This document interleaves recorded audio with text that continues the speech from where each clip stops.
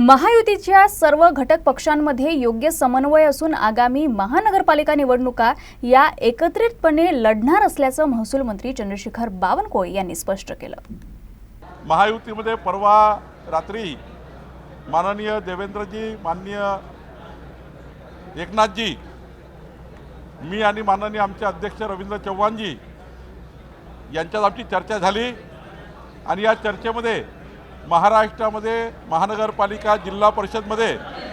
महायुतीमध्ये आम्ही त्या ठिकाणी एकत्रितपणे निवडणुका लढू आणि त्याकरता जे काही जिल्हास्तरीय आम्ही अधिकार दिलेले आहेत, आता जिल्ह्यामध्ये त्या महानगरपालिका क्षेत्रामध्ये जिल्हा परिषद एरियामध्ये त्या भागातले आमचे सर्व महायुतीचे लोक बसतील आणि त्याकरता त्यांचं निवडणुकीची कशी त्या ठिकाणी रचना असेल, त्या ठिकाणी महायुतीची कशी त्या ठिकाणी तयारी करायची असेल याचे अधिकार आता आम्ही महानगरपालिका आणि जिल्हा स्तरावर दिलेले आहे। मला वाटतं की आमची महायुती ही त्या ठिकाणी महानगरपालिका, जिल्हा परिषदमध्ये एकत्रितपणे निवडणूक लढेल।